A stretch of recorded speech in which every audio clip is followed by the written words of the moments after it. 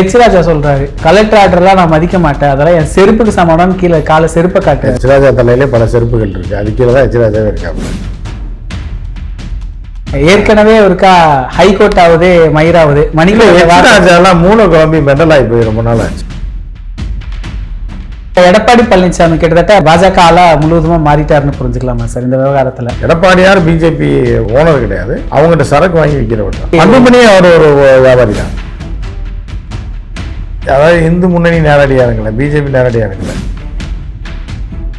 ஆளுக்கு வந்து சூழல் எல்லா இடத்துலையும் இது பண்ணிக்க முடியுமா?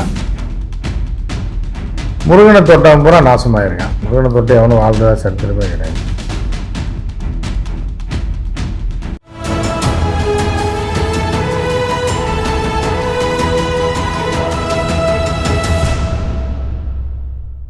தமிழரம் நேயர்களுக்கு வணக்கம். இன்று நம்முடைய மூத்த பத்திரிகையாளர் திரு உமாபதி அவர்கள் இணைந்துள்ளார். சார் வணக்கம் சார். சார், இந்த திருப்பரங்குன்றம் விவகாரம், அதை ஒட்டி தமிழ்நாடு முழுவதும் நடந்த சர்ச்சைகள், இந்த மதம் சார்ந்த அரசியல், இந்துத்துவ மையப்படுத்துதல், இது எல்லாமே ஒரு கட்டமைப்பு ரீதியில ஒரு ஓட்டுக்கான அரசியலா பார்க்கப்படுது. இந்த திருப்பரங்குன்றம், அதனை ஒட்டிய சர்ச்சைகள், இது எப்படி சார் பல ஆண்டு காலமா இந்த சர்ச்சை போய்கிட்டு இருக்கா? இது வந்து என்ன அப்படின்னா, நீண்ட காலமாக போயிட்டுருக்கு. வழக்குகள் தொடர்ந்தாங்க, வழக்கு நிலுவையில் இருக்குது, அப்புறம் ஆதார ஆவணங்களை கொடுத்தாங்க, பெண்டிங்கில் போட்டுருவாங்க, இப்படி தான் போயிட்டுருச்சு. இப்போ எலெக்ஷன் இருக்கிறதுனால அதுக்கு ஆளை பிடிச்சி அவங்கள வச்சு இதை ஆட்டையை முடிக்கணும்னு சொல்லி இறங்கியிருக்காங்க. ஸோ இப்போ வந்து இந்து மக்களாக தான் இருக்காங்க. அது பாரம்பரியமிக்க ஒரு குடவரை கோவில் அது அப்படின்றது எல்லாருக்குமே தெரியும். ஆர்கியாலஜிஸ்ட் தெரியும், ரிசர்ச்சர்ஸுக்கு தெரியும், ஹிஸ்டாரியன்ஸுக்கு தெரியும் எல்லாமே. அது ஒரு குகை கோயில். அதாவது என்னென்னா, குடவரை கோயில்வாங்க. கட்டுமான கோயிலுக்கு முன்னாடி வந்தது. கட்டுமான கோயிலுக்கு முன்னாடி வந்தது என்ன அப்படின்னு பார்த்தீங்கன்னா, ஒரே பாறையில் கோபுரத்தையும் இப்படி செதுக்கிட்டு உள்ள ஒரு குடஞ்சி ஒரு சந்நிதியும் ஒரு சாமியை வைக்கிறதுக்கான அதே கல்லையே எல்லாமே பண்ணுவாங்க. அதே கல்லுலேயே ஒரே பாறை. ஏன்னா முதல்ல குடவரை கோயில் என்பது வந்து என்ன அப்படின்னு பார்த்தீங்கன்னா, மலைகள் இருக்க பகுதியில் போய் அந்த மலைகள் இருக்க பகுதியில் அந்த தன்மையுடைய பாறை வேணும். நீங்கள் வந்து மணல் பாறை அப்படின்னு ஒன்று இருக்குது, அதை வைத்து நீங்கள் பண்ண முடியாது. இந்த மாதிரி கரும்பாறை இருக்கு இல்லையா, இதில் வந்து குகை மாதிரி வெட்டி உடச்சி உள்ளே போய் உள்ளுக்குள்ளே ஒரு கோவிலை உருவாக்கி ஒரு இதை உருவாக்கி அதுக்குள்ளே அந்த சிலையை அதே கல்லுலேயே உருவாக்குவாங்க. கல்லை கொண்டு வைக்க மாட்டாங்க, அதே பாறையிலேயே அப்படியே செதுக்கி ஒரு சிலையை உருவாக்கி அதுக்கு விஷயம். இதுதான் குடவரை காலத்து. இது 2000 வருஷம், 1900 வருஷம், 2000 வருஷத்துக்கு முந்தையது. அதற்கப்புறம் பாறைகள் இருக்கிற இடத்துல, மலைகள் தாண்டி பாறைகள், பெரும் பாறைகள் தனியாக நிற்கிதுன்னு வைங்க. இப்போ இங்கே இது போனீங்கன்னா, ஈசிஆரில் போனீங்கன்னா நம்ம இது இருக்குது, அது நம்ம மகாபலிபுரம் கடற்கரை கோவில் இருக்குது, இன்னும் நிறைய கோவில் இருக்குது. அது பூரா வந்து பாறை இருக்கிற இடத்த போய் அந்த பாறையை மேலேருந்து செதுக்குவாங்க. செதுக்கி அதுதான் கோபுரம், அதுக்குள்ளே அது வைக்கிறது. அதுக்கு அடுத்த காலம், அதற்கு அடுத்து கட்டுமான கோயில்கள் வந்த காலம். அதில் வந்து கற்களை அடுக்கி எது பூசுமே இருக்காது. இந்து கோயில்களில் வந்து ராஜராஜ சோழன் கட்டிய கோயிலாக இருந்தாலும் சரி, மதுரை மீனாட்சி அம்மன் கோயிலாக இருந்தாலும் சரி, காஞ்சி காமாட்சி கோயிலாக இருந்தாலும் கட்டுமான கோயில்கள் 4 தூண் இருக்கும், அது மேலே 4 இதை வைப்பாங்க. இந்த பேலன்ஸில் அதை அடுக்குவாங்க, அந்த பேலன்ஸில் இதை அடுக்குவாங்க, அதுக்கு மேலே கல் அடுக்கி அதை செதுக்கிய வச்சு அந்த கார்னர் ஃபேஸ் பண்ணி ஒரு கோபுரம் வரும். இது கட்டுமான கோயில்கள். ஸோ இப்போ இந்த கட்டுமான கோயில்கள் காலத்துக்கு முன்னாடி உள்ள அந்த பாறை கோவில்களுக்கு முன்னாடி உள்ள குடவரை கோவில் காலத்தில், அப்போ 2000 வருஷத்துக்கு மேலே இருக்குன்றது ஆர்கியாலஜிஸ்ட் எல்லாருக்குமே தெரியும், ஹிஸ்டாரியன்ஸ் எல்லாருக்குமே தெரியும், அதை பற்றி ரிசர்ச் பண்ணுவாங்க, அது தொடர்பாக தெரிந்தவர்களுக்கு எல்லாருக்குமே தெரியும். அப்போ இது வந்து முஸ்லீம் எடுத்துட்டான், கிறிஸ்டின் எடுத்துட்டான்னு சொல்லவே முடியாது. அது வந்து முருகன் கோவில்ன்றதை அசைக்க முடியாத ஆதார ஆவணங்கள் இருக்குது. இந்து மக்களை பொறுத்தளவுக்கு அதை முருகனுடைய முதல் படை வீடாக வச்சு வழிபட்டுக்கிட்டு இருக்காங்க ஆயிரக்கணக்கான வருஷங்களாக. ஸோ இதில் எந்த பிரச்சனையும் இல்லை. அதுக்கப்புறம் வந்து இஸ்லாமிய ஆட்சிகள் வரும்போது அவர்கள் ஒரு 68 வருஷமோ 70 வருஷமோ ஆட்சி பண்ணுறாங்க, 78 வருஷம் வரைக்கும் இருக்காங்க. அந்த காலகட்டத்தில் ஒரு ஞானி அவரை கொண்டு போய் அதுவும் நடந்தது எப்போனா ஒரு 300 வருஷத்துக்கு முன்னாடி, இன்றைக்கி நேற்று இல்லை. டெல்லி சுல்தான்கள் மதுரையை ஆண்டபோது டெல்லி சுல்தானை துரத்தி விட்டுட்டு மதுரை சுல்தானை மாற்றிட்டு கப்பம் கட்டாமல் அவங்களே ஏமாற்றிட்டாங்க. அந்த காலகட்டம் பின்னாடி பாண்டியர் ஆட்சிகள் வருது. அந்த காலகட்டத்துக்கு முன்னாடி தான் இந்த இஸ்லாமியர்கள் தான் அங்கே கட்டுறாங்க. அதுவும் 300-400 வருஷமாக இருக்குது. அப்படி பார்த்தீங்கன்னா நீங்கள் வந்து உலகத்திலே யூஎன்னாக இருந்தாலும் யுனெஸ்கோவாக இருந்தாலும் எந்த இதாக இருந்தாலும் ஆஸ் இட் இஸ் எப்படி இருக்கோ அதுதான். 2ஆம் உலகப் போருக்கு பிறகு இல்லை முதல்வர் வகுப்புக்கு பிறகோ ஐநா உருவானதுக்கு பிறகு என்னென்னா அந்தந்த நாடு இப்போ என்ன எல்லையில் இருக்குது அதுதான் நாடு, அதுலேருந்து தான் கணக்கெடுத்து தோன்றான் நாடே அப்படி தான் சொல்கிறேன். இப்போ இவங்க போய் பழசு தோன்றான்னா உள்ளே தோன்றா ஏற்பட்டது வரும். அதுக்கு முந்தைய காலன்ற அதுக்கு தான் வழக்கறிஞர் வாஞ்சிநாதன் தன்னுடைய வாதத்தில் சொல்கிறார். அப்படி பார்த்தீங்கன்னா கைபர் போலர் கணவாய் வழியாக வந்து நீ அவனை துரத்தணும்ல, பின்னாடி போனீங்கன்னா நீ ஏன்டா வந்த உனையை துரத்தணும், அதுக்கு முன்னாடி போனால் அவனை துரத்தணும், கடைசியில் எல்லாம் ஆப்பிரிக்காவுக்கு தான் போகணும், குரங்கோட போய் சேர்ந்துட வேண்டியதான் நம்ம. புரியுதா? ஸோ அப்படி இருக்கும்போது சரி, ஒரு இது வந்து நீண்ட காலமாக ஒரு இந்துயிசம், புத்திசம், ஜெயினிசம் தான் ஆரம்பத்துலேருந்து இருக்குது. அப்படிங்கும்போது அதுலேயும் நிறைய முரண்பாடுகள் இருக்குது. அப்போ அதையெல்லாம் ஒரு தாவாக்கு வந்து தான் பிரிட்டிஷ்காரன் வந்து இந்த சின்ன சின்ன விஷயங்கள்லாம் இப்போ சைவர்கள் வைணவர்கள் எல்லாத்தையும் போட்டு இந்துன்னு மொத்த குழம்பு வச்சு ஆக்கி விட்டான். நான் ஒரே டைப்பாக தான் வழிபாட்டு இருக்குது, தெய்வங்கள் வேறையாக இருக்குது. அப்புறம் மக்கள்லாம் இணைஞ்சிட்டாங்க, இது பண்ணி இந்து ஒன்று மாறிட்டாங்க, இது போயிட்டுருக்கு. இதில் எந்த பிரச்சனையும் கிடையாது.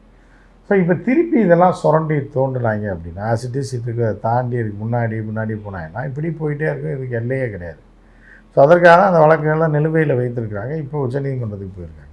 நீ விளக்கு ஏற்றணும்னா அந்த மலையில் எங்கே வேணாலும் விளக்கு ஏற்றலாம் அப்படின்ட்டு ஒரு ஆளுக்கு ஒரு இடத்துல சூடம் கொளுத்தோம், எல்லா இடத்துலையும் இது பண்ணிட முடியுமா? ஸோ கோவில் ஆகமதிப்படி அங்கே மேலே இவ்வளோ நாளாக ஏற்றிட்டு இருக்காங்க. அதில் என்ன இவங்களுக்கு பிரச்சனைன்னு தெரில. இவர்கள் வந்து முழுக்க அரசியலுக்காகவும் எலெக்ஷனை ஒட்டியும் இங்கே ஒரு அதாவது இந்து முன்னணி நேரடியாருங்களை, பிஜேபி நேரடியாருங்களை இளிச்சவா இந்துக்கள் வந்து உணர்ச்சி வசப்படக்கூடிய ஒன்று தூண்டி விட்டு அவங்கள வச்சு வழக்கு போட வச்சு இவங்க மஞ்சள் குளிக்கலான்னு பார்க்குறான். இதில் நீதிபதியுடைய தீர்ப்பு ஜிஆர் சுவாமிநாதன் எப்போவுமே நல்ல மனுஷன். ஊடகங்கள் பொறுத்த வரைக்கும் சரி, பொதுவெளியிலும் பொறுத்த வரைக்கும் நீதிமன்றம் நீதிபதிகளை விமர்சிக்கவே மாட்டாங்க. நீதிமன்றத்தில் இருக்குது அப்படின்னு சொல்லிட்டு அதை கடந்து தான் போவாங்க. நீதிமன்றத்தில் இருக்குது, அதை பற்றி பேச முடியாது. ஆனால் இந்த விவகாரத்தில் நீதிபதியும் சரி நீதிமன்றத்தையும் சரி கடுமையான அளவில் விமர்சிக்கக்கூடிய போக்கை பார்க்க முடியுது. இந்த ஜிஆர் சுவாமிநாதனுடைய தீர்ப்பு அந்த அளவுக்கு விமர்சனத்துக்குரியதா? ஏன்னா இதுக்கு முன்னாடி ஒரு HL தீர்ப்பு கூட பெரிய அளவில் பேசுபொருளாக மாறுச்சு. இந்த நீதிபதியை விமர்சிக்கிறத எப்படி பார்க்கறது சார்? இல்லை, நீதிபதியை விமர்சிக்கிறதுன்றது தவிர அந்த எதுக்காக இவர்களெல்லாம் நீதிபதி மீது வழக்கு தொடராமல் இருக்காங்கன்றது தான் நம்மளோட பாயிண்ட்.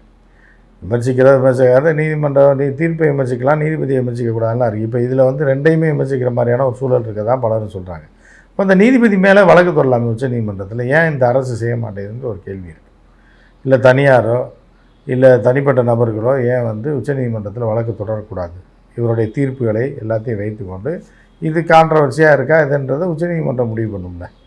அதை யாரும் செய்ய மாட்டுறாங்க. அவர்கிட்ட போய் விமர்சனம் பண்ணுறதா அவரை இது பண்ணி என்ன பிரயோஜனம் ஆக போகுது? அவர் இருக்க தான் போகிறாரு, கொடுக்க தான் போகிறார். அவரை தூக்குறதுக்கு என்ன வழியா இல்லை வச்சிருக்கிறதுக்கு இல்லை அவர் செய்கிறது சரியாக தவறான்றதை நீதிமன்றம் மூலமாகவே ஒரு தீர்ப்பை பெற வேண்டும். அதற்கு ஏன் யாரும் முயற்சி பண்ண மாட்டாங்கன்றது தான் பெரிய கேள்வி கிடையாது. இதில் அந்த ராம ரவிக்குமார் அவரை போய் தீப ஏற்ற சொல்லி நீதிபதி உத்தரவிடுறாரு. இப்போ இதுலலாம் ஆகம விதிகள் வராது. அப்போ சிதம்பரத்தில் ஆகம விதிகள் சொல்லி ஒரு பெரிய அளவில் இன்னும் சர்ச்சை போய்கிட்டு இருக்கு. இப்போ நீதிபதி நினைச்சா ஆகம விதிகளையே மாற்ற முடியுமா? இதெல்லாம்ன்றது தான் அவர் கொடுத்த தீர்ப்பில் இருக்குது. ராமரவிக்குமார் ஒரு பலிகடா, அவ்வளோதான். ராமரவிக்குமாரை வச்சு இவங்க பலன் அடைஞ்சு கலவரத்தை உண்டு பண்ணி ராமரவிக்குமாரை தெருவில் விட்டுறாங்க. ராமரவிக்குமார் சீட்டு கொடுப்பாங்க பிஜேபியில் கேளுங்க, இல்லை கூட்டணியில் சீட்டு கன்ஃபார்ம் பண்ண சொல்லுங்க பார்ப்போம். இவர்களை வந்து பிராமணர் அல்லாதவர்களை பயன்படுத்தி அவர்கள் பலன் அடைஞ்சிட்டு போயிடுவாங்க. இவங்களை இறக்கி விட்டு அடித்தடியில் விட்டு இவனை சாவடிச்சுட்டு இவனுடைய இதிலேருந்து உடல்லேருந்து கொண்டு வந்து ஒரு பெரிய ஒரு அரசியல் பண்ணி இவங்க அறுவடை பண்ணிவிட்டு அதை கொண்டு போய் குஜராத்காரனுக்கும் ராஜஸ்தான்காரனுக்கும் அடகு வச்சுட்டு போயிடுவாங்க. இதுல பொதுமக்களை நம்ம பார்க்க முடியறதில்ல. முழுக்க பாஜக ஆட்கள் தான் அங்க நம்ம பெரும்பாலும் பார்க்க முடியுது. இல்ல அந்த ஒரு அமைப்பு சார்ந்த ஆட்கள் இருக்கிறாங்க. இது பொதுமக்கள் மனநிலையில நிறைய ஊடகங்கள் எல்லாம் போய் பேட்டி எடுக்கிறாங்க. இதெல்லாம் எப்படி பாக்குறீங்க போது பொதுமக்கள் பெருசா வெறுப்பு தான் அடைகிறாங்க. நாங்களும் இங்க இந்துவும் முஸ்லீம் எல்லாம் நாங்க நண்பர்களா இருக்கிறோம், மாமா மச்சானா இருக்கிறோம்னு. இப்போ இதை ஒரு அரசியல் ஆக்குறது எப்படியான ஒரு மனநிலை போக்க தேர்தல் சமயத்துல கொடுக்கும் சார்? அதான் தேர்தலில் அதான் எல்லாத்தையும் நீங்கள் கேள்வியாகவே கேட்டீங்க. தேர்தல் நேரத்தில் அறுவடை பண்ணுவதற்காக தான் அவர்கள் இந்த சேலை செய்கிறாங்கன்றது தான் எல்லாருக்குமே தெரியும். சாதாரண பாமரனுக்கு கூட தெரியும். அடிப்படையாக கொஞ்சோண்டு அறிவியர்கள் அவனுக்கு கூட தெரியும் இவங்க ரூபா கொடுங்க. இதில் ராஜா சொல்கிறாரு, கலெக்டர் ஆர்டர்லாம் நான் மதிக்க மாட்டேன், அதெல்லாம் என் செருப்புக்கு சமானம்னு கீழே காலை செருப்பை காட்டு. ராஜாவே கண்டவன் செருப்பு கீழே தலையில். இப்போ ராஜா தலையிலே பல செருப்புகள் இருக்குது, அது கீழே தான் ராஜாவே இருக்காப்புல.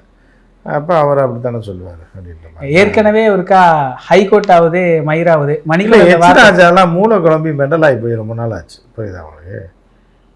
அந்த இப்போ இவங்கிட்டலாம் போய் போலீஸ்கிட்ட போய் அந்த லேடி இன்ஸ்பெக்டராக ஏசியான்னு தெரில அம்மா மே மாதம் வந்து மாறிடும் ஆட்சி, அப்புறம் நீங்கள் எப்படின்னா நீ மருந்தை குடிச்சிருவியா? அப்போ மே மாதம் நீ ஆட்சிக்கு வரலையா? மருந்தை குடிச்சிருவியா? நீ செத்துறியா? அதை சொல்லு. ஏன்னா போலீஸ் பதில் சொல்ல மாட்டாங்கன்றக்காகவும், பதில் சொல்லக்கூடாது, ப்ரோட்டோக்கால் மீறி பண்ணக்கூடாதுன்றக்காக நீ என்ன வேணாலும் பேசுவியா போலீஸ்கிட்ட போய்? போராட்டத்துக்கு போகிற, என்னை எதுக்கு அரெஸ்ட் பண்ணுறீங்கன்னா, நீ எதுக்கு போகிற? நீ எங்கே போகிற? உன்னை எதுக்கு அரெஸ்ட் பண்ணி? நீ வீட்டில் உட்காந்துருக்க உன்னை அரெஸ்ட் பண்ணா, இல்லை டீ கடைக்கு போன உன்னை அரெஸ்ட் பண்ணாங்களா? நீ கலவரத்தை தூண்ட வர்ற, தகவல் வருது, உன்னை தூக்குறாங்க.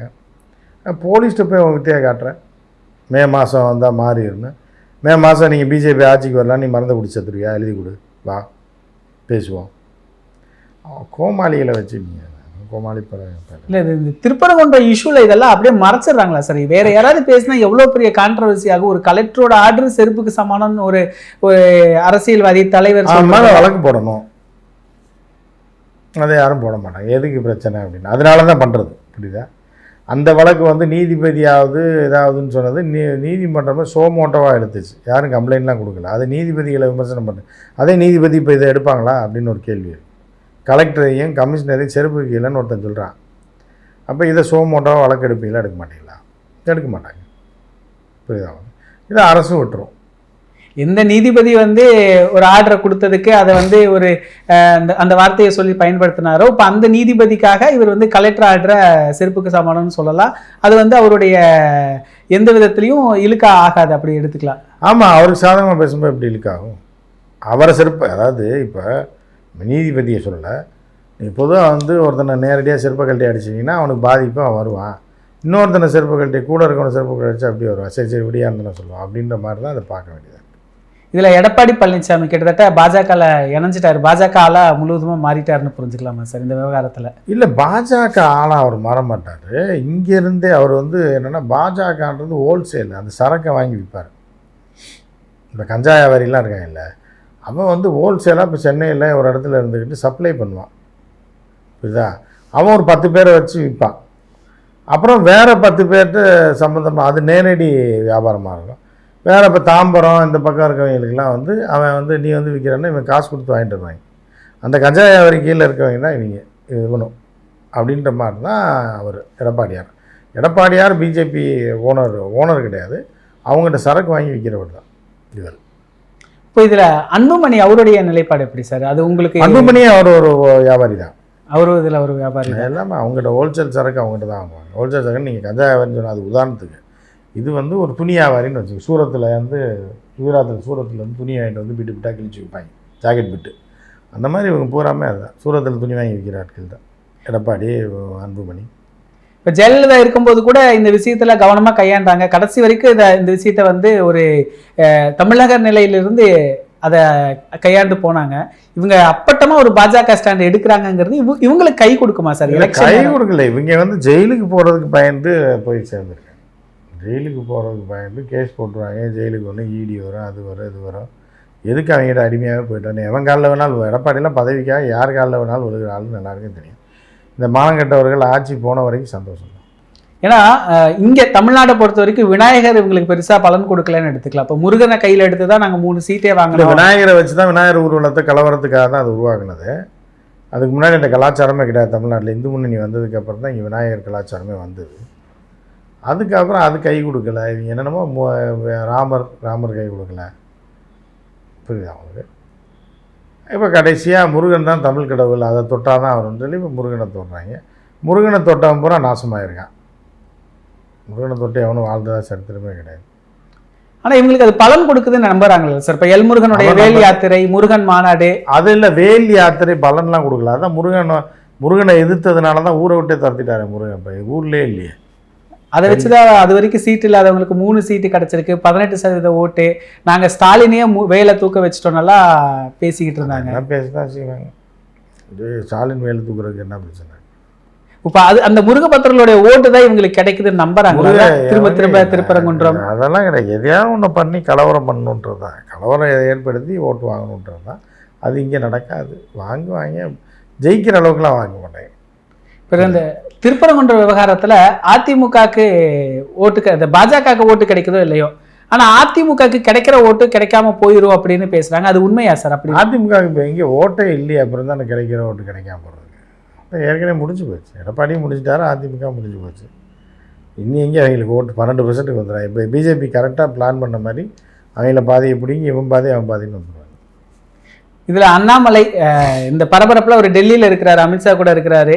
அவர் அங்கிருந்து வரவழியில் ஒரு வீடியோ போடுறாரு. வந்த உடனே இந்த போராட்டத்தில் முதலாள நான் நிற்பேன் நல்லா சொல்கிறாரு. வந்து ப்ரெஸ் மீட் கொடுக்குறாரு. ப்ரெஸ் மீட்டில் என்ன சொல்கிறாரு, அந்த மலை இந்துக்களுக்கு சொந்தமான மலை, அவங்களுக்கு சொந்தமான மலை தான் அது.